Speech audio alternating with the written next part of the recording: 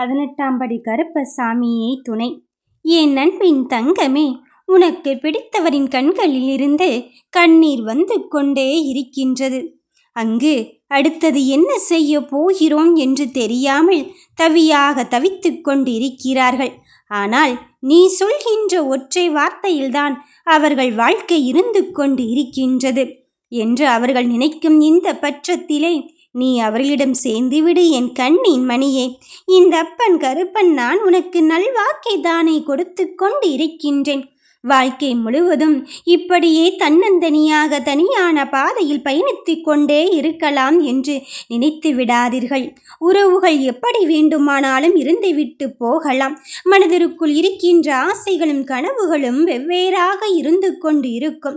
ஆனால் அந்த ஆசைக்கும் விருப்புக்கும் உட்பட்டு சில விஷயங்களை நாம் சமாதானத்தோடு ஏற்றுக்கொண்டால் மட்டும்தானே வாழ்க்கை இன்னும் அழகாக மாறுவதை நாம் கண்கூடாக பார்க்கலாம். அப்படித்தான் விட்டு கொடுத்தலின் அன்பும் வாழ்க்கையை அழகாக மாற்றிக்கொள்கிறது. அதனால் அத்தான் சொல்கிறேன், விட்டு கொடுத்தவர்கள் கெட்டு போனதே கிடையாது என் தங்க பிள்ளையே. இந்த அப்பன் சொன்ன சொல்லில் இருந்து மாற மாட்டேன் அல்லவா?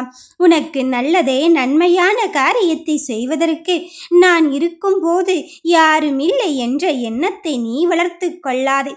அவர் உனக்காக அழுது கொண்டு துடித்து கொண்டு இருக்கும் போது அவர் கேட்கின்ற ஒற்றை வார்த்தை என்ன தெரியுமா?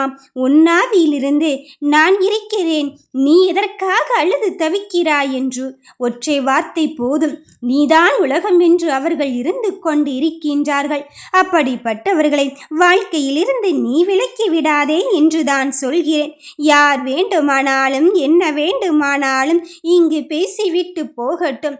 ஆனால் உங்கள் இருவருக்கும் உறவுக்குமான சூழல் உங்களுக்கு மட்டும்தான் தெரியும். இதை மற்றவர்களிடம் எடுத்து சொன்னாலும் புரியாது.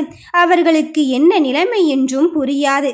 அப்படி இருக்கும் பட்சத்திலே உங்களுடைய பிரச்சனைகளே ஏன் தங்க பிள்ளையே மூன்றாவது நபரிடம் கொண்டு போய் சேர்த்து கொண்டு இருக்கிறாய்.